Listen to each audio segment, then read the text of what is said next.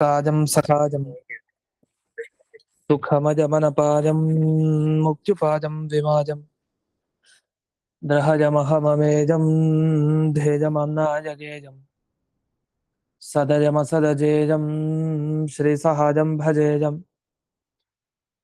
तपस्वाध्याय शुश्रूषा कृष्णपूजारतं मुनिं विश्वेशमिष्टदं वन्दे परिव्राट् चक्रवर्तिनं श्रीगुरुभ्यो नमः हरिः ओम् श्रियःपत्ये नित्या गणितगुणमाणिक्यविशदप्रभा जालोल्लासोपहत सकलावद्यतमसे जगज्जन्मस्थेमप्रलयरचनाशीलवपुषे नमो शेषां नाजस्मृतिहृदयदीप्ताय हरदे येन प्रादुरभावि भूमिवलजे व्यस्तारिगोसन्ततिः प्राबोधिष्यति पंकजं कर्णया प्राकाशितत्वं परं ध्वान्तं ध्वंसमनादिसाधुनिकरश्चाकारि सन्मार्गकः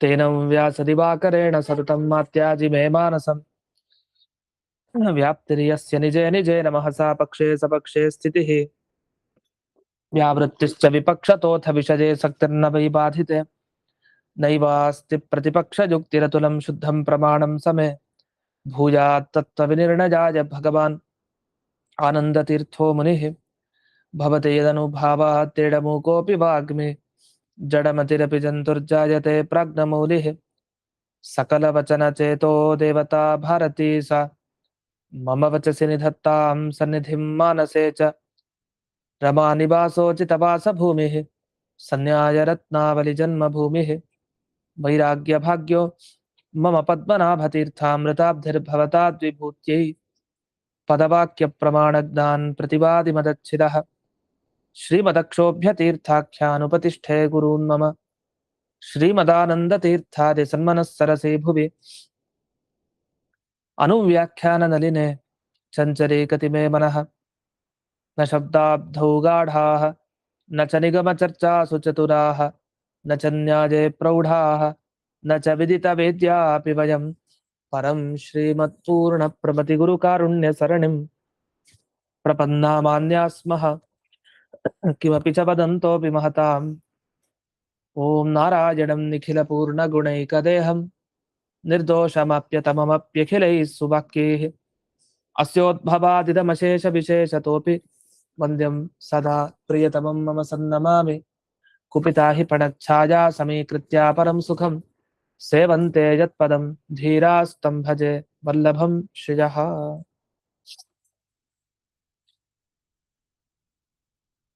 ಇನ್ನೂರ 23ನೇ ಸುಧಾಮೂಲ ಅದರಲ್ಲಿ ವಾಕ್ಯಾರ್ಥ ರತ್ನಮಾಲಾ ಟಿಪ್ಪಣಿ ವಿಚಾರ ಆಗ್ತಾ ಇತ್ತು ಕೊನೆಯ ಟಿಪ್ಪಣಿ ಅದರಲ್ಲಿ ನೆನೆ ದಿವಸ ಒಂದು ವಾಕ್ಯ ಬಂದಿತ್ತು ಅದಕ್ಕೆ ವಿವರಣೆ ಆಮೇಲೆ ಮಾಡ್ತೀನಿ ಅಂತ ಇತ್ತು ಹಾಗೆ ಬೇರೆ ವಿಷಯಕ್ಕೆ ಹೋಯ್ತು ನಂತರ ಆ ಒಂದು ವಾಕ್ಯದ ಬಗ್ಗೆ ಒಂದು ಚರ್ಚೆ ಏನಂದ್ರೆ ನಯಚಂದ್ರಿಕಾಯಾಂತು ಇತಿ ಅಂತ ಮೊದಲನೇ ವಾಕ್ಯ ನಯಚಂದ್ರಿಕೆ ಗ್ರಂಥ ಇದು ಯಾರು ಬರೆದ ಗ್ರಂಥ ಅಂತ ನಯಚಂದ್ರಿಕಾ ಅನ್ನೋ ಗ್ರಂಥ ಅದು ನಾರಾಯಣ ಪಂಡಿತಾಚಾರ್ಯರು ಬರ್ತಿತ್ತು ಅಂತ ಪ್ರಸಿದ್ಧಿ ಅಂದಮೇಲೆ ಇಲ್ಲೇನ್ ಬರೀತಾರೆ ಇವರು ವಾಕ್ಯಾರ್ಥಮಾಲಾ ಟಿಪ್ಪಣಿಯಲ್ಲಿ ತ್ರಿವಿಕ್ರಮ ಪಂಡಿತ ಅನುವ್ಯಾಖ್ಯಾನ ವ್ಯಾಖ್ಯಾನಸ್ಯ ನಾಮ ಏತತ್ ಅಂತ ಬರ್ತಿದ್ದಾರೆ ಅದನ್ನ ದಿವಸ ಹೇಳಿದೆ ಆ ವಾಕ್ಯವನ್ನ ಓದಿ ಹೀಗೆ ಅರ್ಥ ಬರುತ್ತೆ ಇದನ್ನ ನೋಡಿದ್ರೆ ಏನಂತ ತ್ರಿವಿಕ್ರಮ ಪಂಡಿತಾಚಾರ್ಯರ ಅನುವ್ಯಾಖ್ಯಾನದ ವ್ಯಾಖ್ಯಾನದ ಹೆಸರಿದು ಅಂತ ಅಂದ್ರೆ ಏನ್ ಅರ್ಥ ಆಯ್ತು ಅನುವ್ಯಾಖ್ಯಾನಕ್ಕೆ ಒಂದು ವ್ಯಾಖ್ಯಾನ ಯಾವುದು ನಯಚಂದ್ರಿಕಾ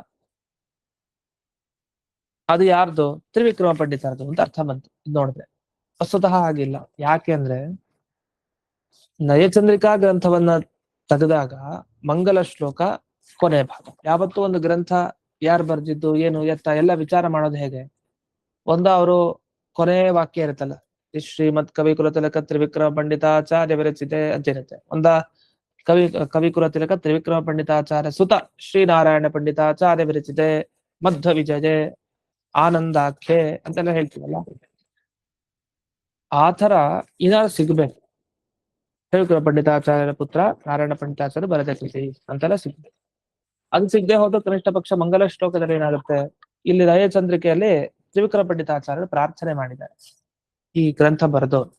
ಹಾಗಾದ್ರೆ ತ್ರಿವಿಕ್ರಮ ಪಂಡಿತಾಚಾರ್ಯ ತಮ್ಮ ಪ್ರಾರ್ಥನೆ ತಾವೇ ಯಾಕೆ ಮಾಡ್ತಾರೆ? ಮತ್ತೆ ತತ್ವ ಪ್ರದೀಪ ಗ್ರಂಥ ಎಲ್ಲ ನನಗೆ ತುಂಬಾ ಜ್ಞಾನ ನೀಡ್ಲಿ ಅನ್ನೋ ತರ ಪ್ರಾರ್ಥನೆನೂ ಇದೆ. ಮತ್ತೆ ಪದ್ಮನಾಭ ತೀರ್ಥರ ಗ್ರಂಥನು ನನಗೆ ಜ್ಞಾನ ನೀಡ್ಲಿ ಅಂತ ಅವ್ರನ್ನು ಸ್ಮರಣೆ ಮಾಡಿದ್ದಾರೆ. ಇಷ್ಟೆಲ್ಲ ಇದ್ದಾಗ ತ್ರಿವಿಕ್ರಮ ಪಂಡಿತಾಚಾರ್ಯ ಬರೆದ ಕೃತಿ ಅಂತೂ ಖಂಡಿತ ಅಲ್ಲ, ಅದು ನೋಡಿದ್ರೆ ಗೊತ್ತಾಗುತ್ತೆ. ಇನ್ನು ಕೊನೆಗೂ ಇದು ತ್ರೈವಿಕ್ರಮಾರ್ಯ ಕೃತವು ಅಂತ ಬರುತ್ತೆ. ತ್ರಿವಿಕ್ರಮನಿಗೆ ಸಂಬಂಧಪಟ್ಟವ್ರನ್ನ ತ್ರೈವಿಕ್ರಮ ಅಂತ ಕರೀತಾರೆ. ಅದವ್ರ ಮಗನೇ ಆಗ್ಬೇಕು ಅಂತಾನೂ ಇಲ್ಲ, ಒಟ್ಟು ತ್ರಿವಿಕ್ರಮನಿಗೆ ಸಂಬಂಧಪಟ್ಟವರು. ಸಾಮಾನ್ಯ ತ್ರೈವಿಕ್ರಮ ಅಂದ್ರೆ ಇನ್ಯಾರಾಗಿರ್ತಾರೆ?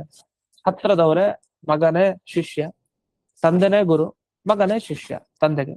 ಈ ತರ ಇದ್ದಾಗ ನಾರಾಯಣ ಪಂಡಿತಾಚಾರ್ಯರ ಕೃತಿನೇ ಆಗಿರುತ್ತದೆ ಅಂತ. ಒಂದು ನಾರಾಯಣ ಪಂಡಿತಾಚಾರ್ಯ ಕೃತಿ ಅಂತ ಅದು ತುಂಬಾ ಪ್ರಸಿದ್ಧ. ಅದು ಸರಿ ಹೋಯ್ತಾಯ್ತು, ಅದು ದಯಚಂದ್ರಿಕಾ ನಾರಾಯಣ ಪಂಡಿತಾಚಾರ್ಯ ಕೃತಿ ಅದೆಲ್ಲ ಸರಿ. ಆದ್ರೆ ಇಲ್ಲೇನಾಯ್ತು, ಇವ್ರು ವಾಕ್ಯಾರ್ಥ ರತ್ನಮಾಲಾ, ಶೇಷವಾಕ್ಯಾರ್ಥ ಚಂದ್ರಿಕಾ ಈ ಟಿಪ್ಪಣಿ ಬರ್ದವರೆಲ್ಲ ಸಾಮಾನ್ಯರಲ್ಲ, ತುಂಬಾ ದೊಡ್ಡ ವಿದ್ವಾಂಸರು.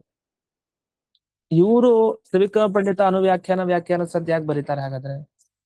ಅದೊಂದು ಟಿಪ್ಪಣಿ ವಾಕ್ಯ ಬಂದಾಗ ಏನೋ ಪ್ರಿಂಟ್ ಮಿಸ್ಟೇಕ್ ಆಗಿದೆ ಅಂತ ಹೀಗೆ ಹೇಳಲಿಕ್ಕೂ ಕಷ್ಟ ಸುಲಭವಾಗಿ. ಅದೇನೋ ತಪ್ಪಾಗಿರ್ಬೇಕು, ತಿದ್ಕೊಂಡ್ಬಿಡ್ಬೇಕು ಅಂತ. ತ್ರಿವಿಕ್ರಮ ಅನ್ನೋ ಶಬ್ದ ಆ ಮ್ಯಾನುಸ್ಕ್ರಿಪ್ಟ್ ಅಲ್ಲಿ ಇದ್ರೂ ತ್ರಿವಿಕ್ರಮ ಅಂತ ಆಗುತ್ತೆ. ನಾರಾಯಣ ಅಂತ ಇದ್ದು ತ್ರಿವಿಕ್ರಮ ಹೇಗೆ ಆಗ್ಬಿಟ್ರು? ಒಂದ್ ವೇಳೆ ಇದ್ದಿದ್ರೆ ನಾರಾಯಣ ಪಂಡಿತ ಅಂತಿದ್ರೆ ತ್ರಿವಿಕ್ರಮ ಅಂತ ಹೆಂಗ್ ಮಾಡಿದ್ರು? ಅಂದ್ರೆ ಏನೋ ಇದೆ ಅಲ್ಲಿ, ವಿಕ್ರಮ ಅಂತ ಇರ್ಬೇಕು, ಅಂತಿರ್ಬೇಕು, ತ್ರಿವಿಕ್ರಮ ಪಂಡಿತ ಅಂತ. ಇಲ್ಲ ಮುಂದೆ ಯಾವ್ದಾರೋ ಒಂದು ಶಬ್ದ ಮಿಸ್ ಆಗುತ್ತೆ. ಏನು ತ್ರಿವಿಕ್ರಮ ಪಂಡಿತ ಪುತ್ರ ವ್ಯಾಖ್ಯಾನಸ್ಯ ಅಂತ ಏನೋ ಒಂದು ಮುಂದಾರೋ ಒಂದು ಶಬ್ದ ಮಿಸ್ ಆಗಿರ್ಬೇಕು, ಇಲ್ಲ ಹಿಂದೆನೋ ಆಗಿರ್ಬೇಕು. ಅದು ತ್ರಿವಿಕ್ರಮ ಅಂತ ಅಷ್ಟು ಸ್ಪಷ್ಟವಾಗಿ ಶಬ್ದ ಹಾಕಿದ್ಮೇಲೆ ಇತ್ತು ಅಂತ ಅರ್ಥ ಈ ವಾಕ್ಯ.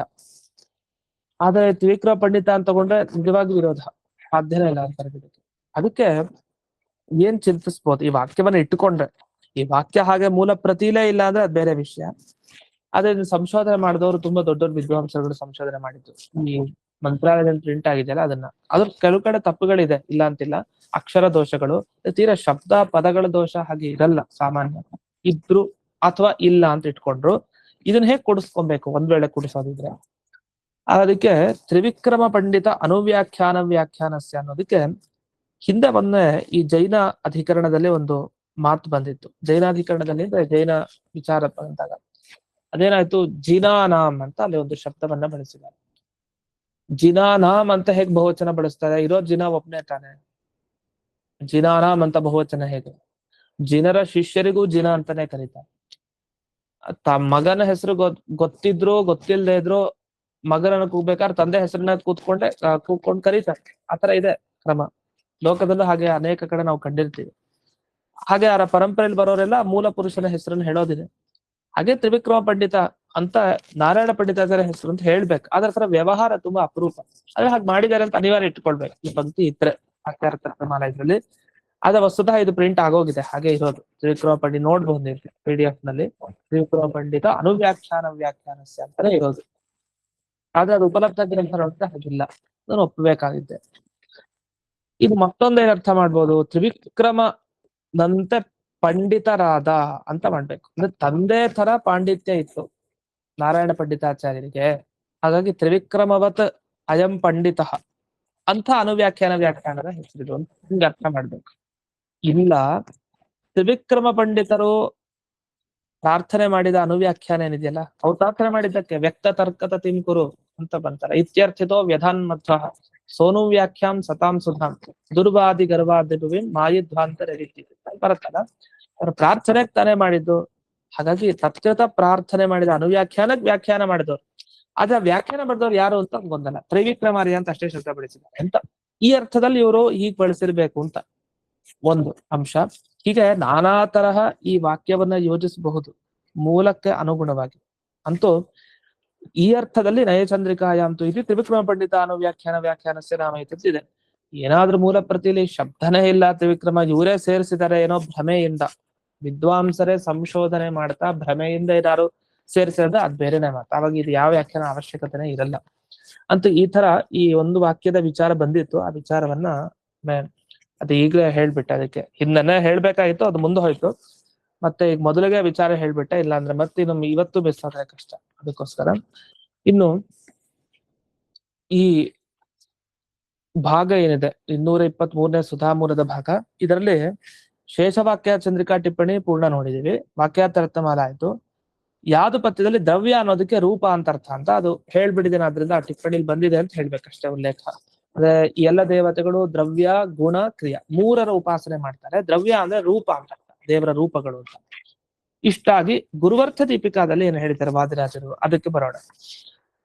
ಸಮಾನ ಏವಂಚಾಭೇದಾತ್ ಇತ್ಯಧಿಕರಣ ತಾತ್ಪರ್ಯಂ ಇತ್ಯತ್ರ ಸಮಾನೆ ಸ್ವಯೋಗ್ಯತಾ ಸಮಾನೆ ಗುಣರಾಶೌ ಉಪಾಸನ ತ್ರಿವಿಕ್ರಮತ್ವಾದಿ ಗುಣಾನಾಂ ಏವಂ ಉಪಾಸ್ಯಮಾನ ಗುಣವತ್ ಅಪೂರ್ವತ್ವೇಪಿ ಯೋಗ್ಯತಾಭಾವಾತ್ ನ ತೇಷಾಂ ಉಪಾಸನ ಕಿಂತು ನಿತ್ಯ ವಿಕ್ರಾಂತೌ ಅಭೇದಾತ್ ನಿತ್ಯ ವಿಕ್ರಾಂತ್ಯಾದಿಷು ಅಂತರ್ಭಾವಾದುಪಾಸನ ಇತಿ ಸೂತ್ರಾರ್ಥ.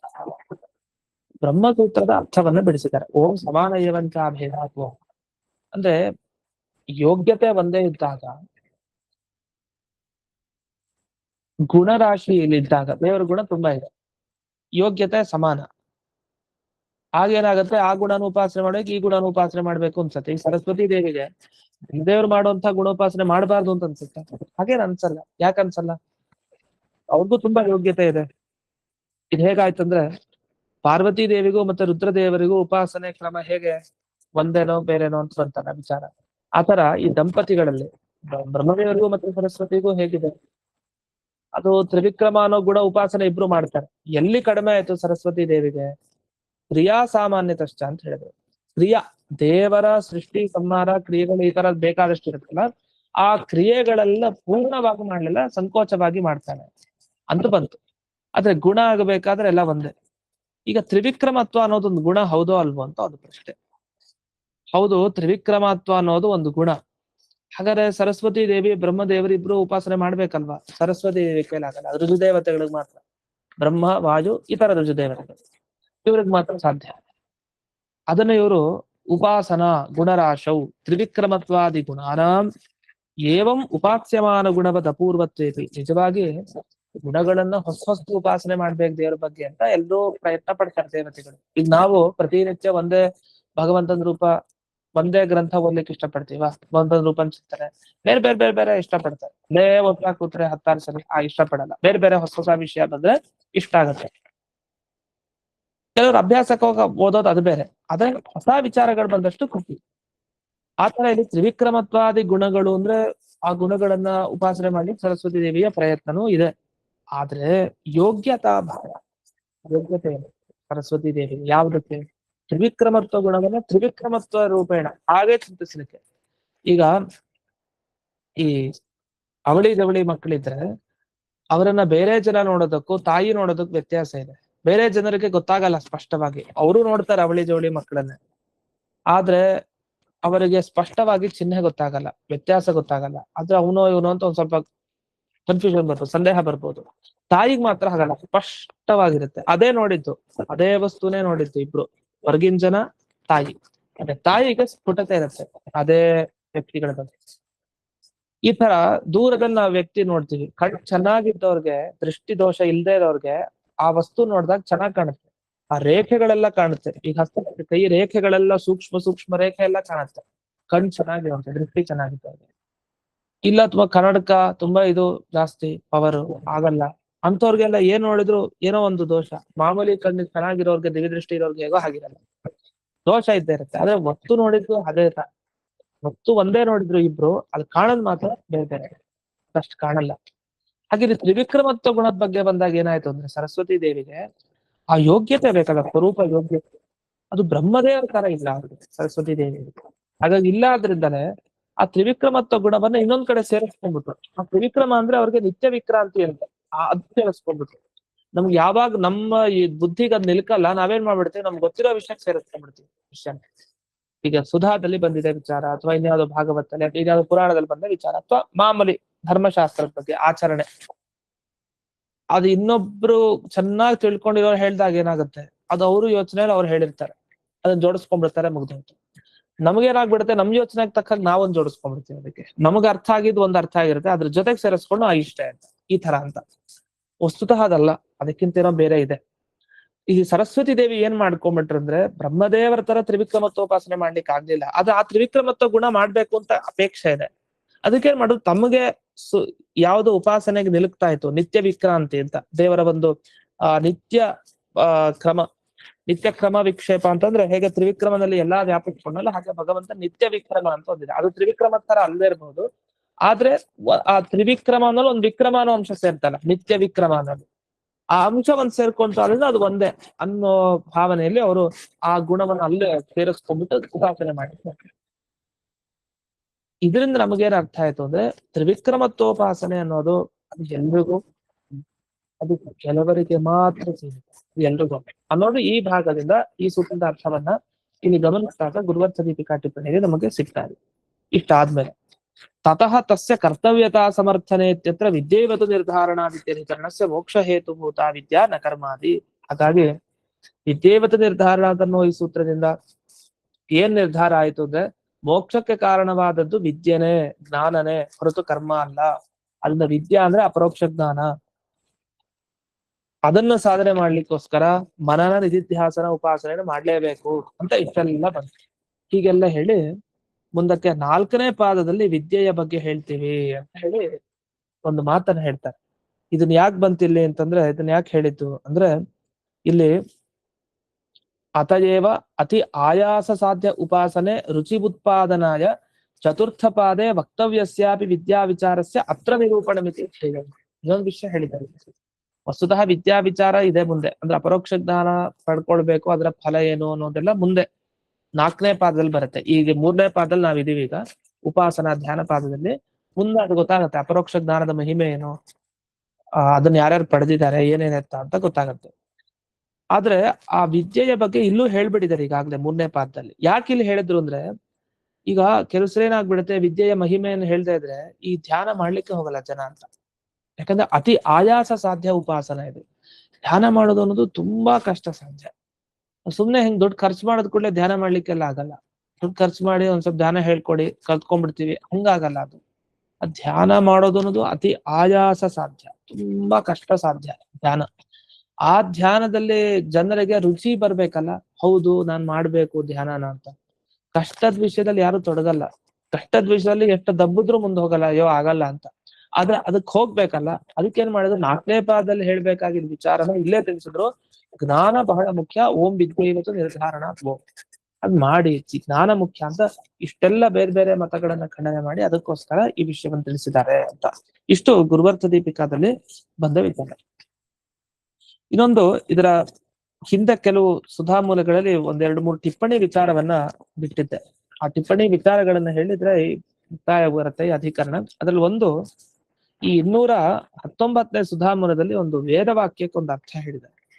219ನೇ ಸುಧಾಮೂಲದಲ್ಲಿ ಅಲ್ಲಿ ಶೇಷವಾಕ್ಯಾರ್ಥ ಚಂದ್ರಿಕಾ ಅಂತ ಟಿಪ್ಪಣಿ. ಆ ಟಿಪ್ಪಣಿಯಲ್ಲಿ ಒಂದು ಪ್ರಸಂಗ ಬಗ್ಗೆ ವಿವರಣೆ ಬಂತು. ಅದೇನಂದ್ರೆ ಈಗ ಈ ಅದ್ವೈತ ಮತದಲ್ಲಿ ಈ ಅವಿದ್ಯೆ ಇದೆ, ಮಾಯೆ ಏನಿದೆಯಲ್ಲ ಅದಕ್ಕೆ ಆಕಾರಗಳು ತುಂಬಾ ಅಂತ ಒಂದು ವಿಷಯ ಬಂತು.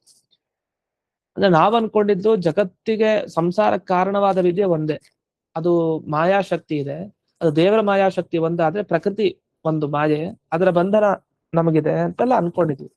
ಆ ಅವಿದ್ಯೆಗೆ ತುಂಬಾ ಅನೇಕ ಆಕಾರಗಳಿದೆ ಅಂತ ಅನ್ಲಿಕ್ಕೆ ಒಂದು ಪ್ರಮಾಣ ಏನು ಅಂತ ಪ್ರಶ್ನೆ ಮಾಡಿದ್ದಕ್ಕೆ ಅವ್ರು ಅವಾಗ ಒಂದು ಕೊಟ್ಟಿದ್ರು. ಅಯಂ ವೈ ಹರಯಃ ಇತಿ ತತ್ ಶ್ರುತಿ ವ್ಯಾಖ್ಯಾನ ರೂಪ ಬ್ರಾಹ್ಮಣ ವಾಕ್ಯಾದಿತ್ಯರ್ಥ ಅಂತ. ಅಂದ್ರೆ ಅಯಂ ವೈ ಹರಯಃ, ಭಗವಂತನ ಅನೇಕ ರೂಪಗಳನ್ನ ಹೇಳ್ತಾರೆ ವಸ್ತುತಃ ಅಲ್ಲಿ. ಅಯಂ ವೈ ಹರಯ ಅಂದ್ರೆ ಮತ್ಸ್ಯ, ಕೂರ್ಮ ಇತ್ಯಾದಿ ದಶಾವತಾರ, ಸಹಸ್ರ ರೂಪ, ಹೀಗೆಲ್ಲ ರೂಪಗಳ ಬಗ್ಗೆ ಹೇಳ್ತಾ ಹೋಗ್ತಾರೆ. ಅಯಂ ವೈ ಹರಯ ಅಂತ ಒಂದು ವೇದವಾಕ್ಯ, ಬಹಳ ಮುಖ್ಯವಾದ ವೇದವಾಕ್ಯ ಅದು. ಆ ವೇದವಾಕ್ಯ ಇಟ್ಕೊಂಡೆ ಜಯತೀರ್ಥರ ಬಿಂಬರೂಪ ಏನು ಅಂತ ಹೇಳ್ತಾರೆ ಮಾಧೂರ್ ವಿಷ್ಣು ತೀರ್ಥರು, ಅಂತ ಒಂದು ವಿಶೇಷವಾದ ವಾಕ್ಯ ಅದು. ಅಲ್ಲಿ ಬ್ರಾಹ್ಮಣ ವಾಕ್ಯ ಇದೆ. ಆ ಬ್ರಾಹ್ಮಣ ವಾಕ್ಯನೇ ಈಗ ವಿವರಣೆ ಮಾಡ್ತಾ ಶ್ವೇತಾಶ್ವತರ ಉಪನಿಷತ್ತಿನ ಮಾತನ್ನು ತಗೊಳ್ತಾರೆ ಮುಂದೆ ಈ ಟಿಪ್ಪಣಿಯಲ್ಲಿ. ಅಲ್ಲೇನ್ ತಗೊಂಡಿದ್ದಾರೆ ಅಂತ, ನಾನು ತಸ್ಯ ಅಭಿಧ್ಯಾನಾದಿತಿ ಶ್ವೇತಾಶ್ವತರ ಶ್ರುತಿರೇವ ಅತ್ರ ಪ್ರಮಾಣ, ತಸ್ಯಾಭಿಧ್ಯಾನಾತ್ ಯೋಜನಾ ತತ್ವಭಾವಾತ್ ಭೂಯಶ್ಚಾಂತೆ ವಿಶ್ವಮಾಯಾ ನಿವೃತ್ತಿ. ಜಗತ್ತಿನಲ್ಲಿ ಮಾಯೆಗಳೆಷ್ಟು ಅನೇಕ ಅಂತ ಹೇಳಿದ್ದಾರೆ. ಅದಕ್ಕೇನು ಪ್ರಮಾಣ ಅಂದ್ರೆ ಈ ಶ್ವೇತಾಶ್ವತರ ವೇದವಾಕ್ಯನೇ ಪ್ರಮಾಣ. ಯಾಕೆ ಈ ಶ್ರುತಿಗೆ ವ್ಯಾಖ್ಯಾನ ಅಯಂ ವೈ ಹರಯ ಅಂತೆಲ್ಲ ಇದೆ ಅಂತ ಹೇಳ್ತಾರೆ. ಅಯಂ ವೈ ಹರಯ ಅನ್ನೋದು ಬೇರೆನೆ ಅರ್ಥ ಹೇಳೋದು, ಅದು ತತ್ ಶ್ರುತಿ ವ್ಯಾಖ್ಯಾನ ರೂಪ ಬ್ರಾಹ್ಮಣ ವಾಕ್ಯ, ಅದೊಂದು ಬ್ರಾಹ್ಮಣ ವಾಕ್ಯ ಅಂತಾರೆ. ಬ್ರಾಹ್ಮಣ ವಾಕ್ಯ ಅಂತಂದ್ರೆ ಬ್ರಾಹ್ಮಣ ಗ್ರಂಥ ಅಂತ ಅರ್ಥ ಇದೆಲ್ಲ. ಸಂಹಿತಾ ಬ್ರಾಹ್ಮಣ ಅರಣ್ಯಕ ಉಪನಿಷತ್ ಅಂತ ಅದಕ್ಕೆ ಪದೇ ಪದೇ ಹೇಳ್ತಾ ಇರೋದು. ಎಷ್ಟೋ ಬಾರಿ ಏನಾಗುತ್ತೆ, ವೇದ ಅಂದ್ರೆ ನಮ್ಗೆ ತಲೆಗೆ ಬರಲ್ಲ. ಸಂಹಿತಾ ಬ್ರಾಹ್ಮಣ ಅರಣ್ಯಕ ಉಪನಿಷತ್ ಆ ತರ ವಿಭಾಗಗಳಿದೆ. ಅದರಲ್ಲಿ ಬ್ರಾಹ್ಮಣ, ಅಲ್ಲಿ ಉಪನಿಷತ್ತು ಶ್ವೇತಾಶ್ವತರ. ಅದನ್ನ ಪ್ರಮಾಣ ಕೊಡ್ತಾ ಹೇಳ್ತಾರೆ, 3 ತರ ಇದೆಯಂತೆ ಹೋಗೋದು ಅವಿದ್ಯೆ. ಒಂದು ಭೂಯೋ ನಿವೃತ್ತಿ, ಅಂತೆ ನಿವೃತ್ತಿ, ವಿಶ್ವಮಾಯಾ ನಿವೃತ್ತಿ ಅಂತ 3. ಈ ವಿಚಾರ ಹೊಸ್ತು ಇವೆಲ್ಲ. ಇಲ್ಲಿ ಪ್ರಮಾಣ ಅವ್ರೇನ್ ಕೊಟ್ಟಿದ್ದು, ನಮಗೆ ಇಂದ್ರೋ ಮಾಯಾಭಿಹಿ ಪುರುರೂಪ ಈಯತೆ ಅಂತ ಒಂದು ವೇದವಾಕ್ಯ ಕೊಟ್ಟಿದ್ದು. ಆ ವೇದವಾಕ್ಯಕ್ಕೆ ಏನರ್ಥ, ಇಂದ್ರೋ ಮಾಯಾಭಿಹಿ ಅಂತ ಬಹುವಚನ ಹಾಕಿದ್ದಾರೆ. ಮಾಯೆಗಳು ತುಂಬಾ ಜಾಸ್ತಿ ಇದೆ. ಒಂದೊಂದೊಂದೊಂದು ಮಾಯೆ ಒಂದೊಂದು ಕೆಲಸ ಮಾಡುತ್ತೆ. ಒಂದು ನಿಮ್ಗೆ ಜಗತ್ ಸತ್ಯ ಅಂತ ತೋರಿಸುತ್ತೆ, ಇನ್ನೊಂದು ಮಾಯೆ ನಿಮ್ಗೆ ಮೋಕ್ಷಕ್ಕೆ ಹೋಗದೆ ಇರೋ ತರ ಅವಿದ್ಯೆ ಸ್ವಲ್ಪ ಉಳಿಸೋದನ್ನ ಮಾಡುತ್ತೆ. ಈಗ ಒಂದೊಂದು ಅವಿದ್ಯೆ ಒಂದೊಂದು ಕಾರಣ ಅಂತ ಮಾಯಾಭಿಹಿ ಅಂತ ಬಹುವಚನ ಹಾಕಿದ್ದಾರೆ ಅಂತ ಹಿಂದೆ ಬಂತು. ಈ 219ನೇ ಸುಧಾಮೂಲದ ವಿಚಾರ ಹೇಳ್ತಾ ಇದ್ದೀನಿ. ಅಲ್ಲಿ ಅತ್ರ ಪಾರಮೇಶ್ವರ ಶಕ್ತಿ ಪ್ರತಿಪಾದನಾತ್ ಅಂತ ಅದಕ್ಕೆ ಉತ್ತರವನ್ನು ಕೂಡ ಕೊಟ್ರು. ಇಲ್ಲ, ಅಲ್ಲಿ ಅಯಂ ವೈ ಹರಯ ಅಂತ ಹೇಳಿ ಆ ವಾಕ್ಯಕ್ಕೆ ವ್ಯಾಖ್ಯಾನ ಅಂತೆ. ಇಂದ್ರೋ ಮಾಯಾ ರೂಪಯತೆ ಅನ್ನೋದು ಅದಕ್ಕೆ ವ್ಯಾಖ್ಯಾನ. ಅಲ್ಲಿ ಹೇಳ್ತಾ ಇರೋದು ಭಗವಂತನ ಅನೇಕ ರೂಪಗಳಿದೆ ಅಂತ ಹೇಳ್ತಾ ಇದಾರಂತೆ. ಯಾಕೆ, ಬ್ರಾಹ್ಮಣ ಗ್ರಂಥ ನೋಡ್ಬೇಕು ಅಂದ್ರೆ ಈ ವೇದ ಮಂತ್ರಗಳು ಸಿಗತ್ತಲ್ಲ, ವೇದ ಮಂತ್ರಗಳಿಗೆ ವ್ಯಾಖ್ಯಾನ ಬ್ರಾಹ್ಮಣ ಗ್ರಂಥ. ಬ್ರಾಹ್ಮಣ ಗ್ರಂಥ ನಾವು ಓದ್ಬೇಕು. ಯಾಕೆ, ವೇದ ಮಂತ್ರಗಳ ಅರ್ಥ ತಿಳ್ಕೊಳ್ಳಿಕ್ಕೆ. ಸುಮ್ನೆ ಹಾಗೆ ವೇದ ಮಂತ್ರಗಳಿಗೆ ಅರ್ಥ ಹೇಳಿಕ್ ಬರಲ್ಲ. ಅದಕ್ಕೆ ಆ ವೇದ ಮಂತ್ರಗಳ ಅರ್ಥವನ್ನು ತಿಳಿಸ್ಲಿಕ್ಕೆ ಬ್ರಾಹ್ಮಣ ಗ್ರಂಥಗಳು ಹೊರಟಿದೆ. ಆ ಬ್ರಾಹ್ಮಣ ಗ್ರಂಥವನ್ನೆಲ್ಲ ಓದಿದ್ರೆ ಈ ವೇದ ಮಂತ್ರಕ್ಕೆ ಅರ್ಥ, ಈ ವೇದ ಮಂತ್ರಕ್ಕೆ ಅರ್ಥ ಗೊತ್ತಾಗುತ್ತೆ. ಇಲ್ಲಿ ಅಯಂ ವೈ ಹರಯ ಅಂತ ದೇವರ ಭಗವಂತನ ಅಷ್ಟೋ ರೂಪ ಹೇಳಿದ್ ಯಾಕೆಂದ್ರೆ ಇಂದ್ರೋ ಮಾಯಾಭಿ, ಮಾಯೆ ಅಂದ್ರೆ ಭಗವಂತನ ರೂಪದ ಬಗ್ಗೆ ಹೇಳಿದ್ದು ಅಂತ ತಿಳಿಸಿದ್ರು. ಅದಾದ್ಮೇಲೆ ಈ ಶ್ವೇತಾಶ್ವತರ ಶ್ರುತಿ ಉಪನಿಷತ್ ಬಂತಲ್ಲ, ಆ ಮಾತಲ್ಲಿ ಬಂದಾಗ ಏನಾಯ್ತು, ಭೂಯೋ ನಿವೃತ್ತಿ, ಅಂತೆ ನಿವೃತ್ತಿ, ವಿಶ್ವಮಾಯಾ ನಿವೃತ್ತಿ 3 ಶಬ್ದ ಬಂತು. ಇದಕ್ಕೇನರ್ಥ, ಮತ್ತೆ ಅವಿದ್ಯೆ ಹೋಗ್ಬೇಕು, ಕೊನೆಗೆ ಅವಿದ್ಯೆ ಹೋಗ್ಬೇಕು, ಇಡೀ ಜಗತ್ತಿನ ಅವಿದ್ಯೆ ಹೋಗ್ಬೇಕು ಅಂತ ಹೀಗ್ ಬಂತು. ಈ 3 ಸಲ ಅರ್ಥ, 3 ಅರ್ಥ ಮಾಡ್ಕೊಬೇಕಂತ. ಅದಕ್ಕೆ ಇದ್ರ ಏನ್ ವಿಶೇಷತೆ ಅಂದ್ರೆ, ಅಲ್ಲಿ ವಿಶ್ವಮಾಯಾ ನಿವೃತ್ತಿ ಅಂತ ಸಿದ್ಧಪಡಿಸ್ತಾರೆ. ಅದು ಅವ್ರಿಗೆ ಅದ್ವೈತಿಗಳಿಗೆ ಒಂದು ಸಾಧಕ ಆಯ್ತು, ಅವ್ರಿಗೆ ಬೇಕಾಯ್ತ ಅಂಶ. ವಿಶ್ವಮಾಯಾ ಅಂದ್ರೆ, ವಿಶ್ವ ಅಂದ್ರೆ ಅನೇಕ ಮಾಯೆ ಅಂತ ಅರ್ಥ, ಇಡೀ ಜಗತ್ತು ಅಂತ ಅರ್ಥ ಅಲ್ಲ. ವಿಶ್ವಮಾಯಾ ಅಂದ್ರೆ ಎಲ್ಲಾ ಕಡೆ ಇರೋ ಮಾಯೆ. ಮಾಯೆ ಎಲ್ಲಾ ಕಡೆ ಇರೋದೊಂದೇ ಅರ್ಥ. ಈಗ ದೇವತೆಗಳು ಒಂದೇ ಕಡೆ ಇರ್ತಾರೆ ತಮ್ಮ ಸ್ಥಾನದಲ್ಲಿ, ಆದ್ರೆ ಎಲ್ಲಾ ಕಡೆ ಇದ್ದಾರೆ ಅಂದ್ರೆ ಅರ್ಥ ಅವ್ರ ಅಂಶಗಳು ಬೇಕಾದಷ್ಟಿದೆ ಅಂತ ಅರ್ಥ. ಈ ವಾಯುದೇವರು ವಾಯುಲೋಕದಲ್ಲಿ ಇರ್ತಾರೆ ಅಂತ ಇಟ್ಕೊಳ್ಳಿ.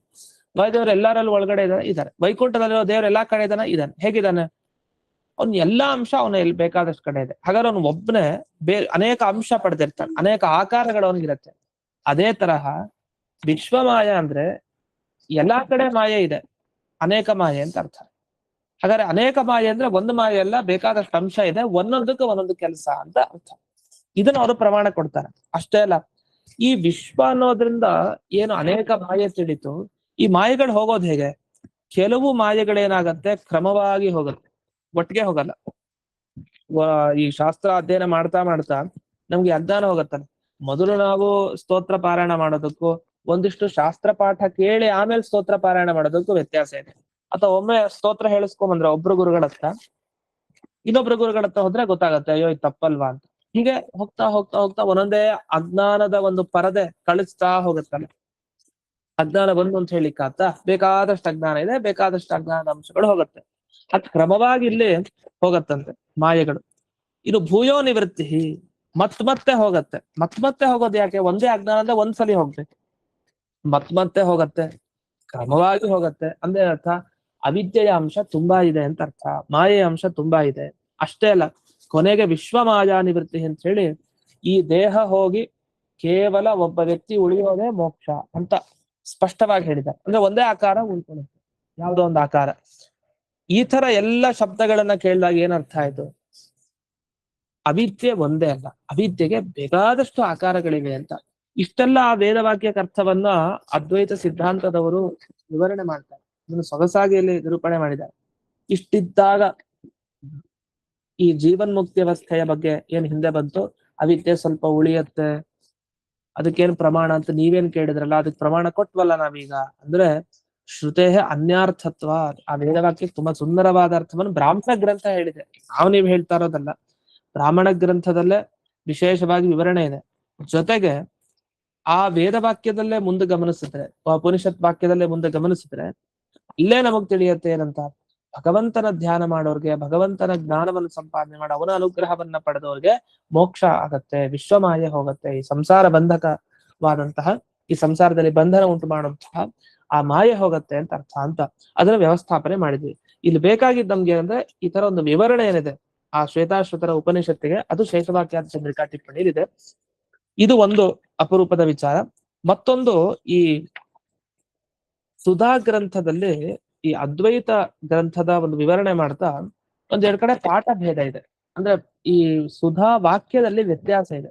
ಆ ವ್ಯತ್ಯಾಸ ಒಂದು ವಿಚಾರ, ಮತ್ತೆ ಗುರುವರ್ಚ ದೀಪಿಕಾದ ಒಂದು ಟಿಪ್ಪಣಿ ವಿಚಾರ, ಒಂದು 2-3 ವಿಷಯ ಇದೆ. ಅದನ್ನ ಹೇಳಿದ್ರೆ ಆಗ ಪೂರ್ಣತೆ ಬರುತ್ತೆ, ಒಂದನ್ನು ಬಿಟ್ಟಾಗಲ್ಲ. ಅದಕ್ಕೋಸ್ಕರ ಆ ವಿಷಯಗಳನ್ನು ನೋಡಿದ್ರೆ ಪೂರ್ಣ ಆಗುತ್ತೆ. ಕೊನೆಯದಾಗಿ ವಿದ್ಯಾಧಿಕರಣದ ಮುಕ್ತಾಯಕ್ಕೆ ಬರಬಹುದು. ಅದರಿಂದ ಈ ತರದ ಇನ್ನೂ ಅಪೂರ್ವವಾದ ವಿಷಯ ವ್ಯಾಖ್ಯಾನದಲ್ಲಿದೆ. ಅದನ್ನೆಲ್ಲ ನಾಳೆ ದಿವಸ ಪುನಃ ನೋಡ್ತಾ ಹೋಗೋಣ ಅಂತ ಹೇಳಿದ್ರೆ ಇಂದಿನ ಪಾಠವನ್ನ ಅಸ್ಮದ್ ಗುರುವಂತರ್ಗತ ವ್ಯಾಸತೀರ್ಥ ಗುರುವಂತರ್ಗತ ಭಾರತೀಯ ರಮಣ ಮುಖ್ಯ ಪ್ರಾಣಾಂತರ್ಗತ ಶ್ರೀಮನ್ಮೂಲ ಗೋಪಾಲಕೃಷ್ಣನಿಗೆ ಅರ್ಪಣೆಯನ್ನು ಮಾಡ್ತೇನೆ. ಶ್ರೀ ಕೃಷ್ಣ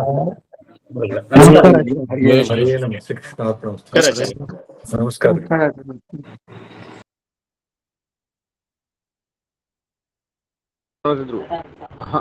ನಮಸ್ಕಾರ ಆಚಾರ್ಯ. ಅಲ್ಲದಿದ್ರು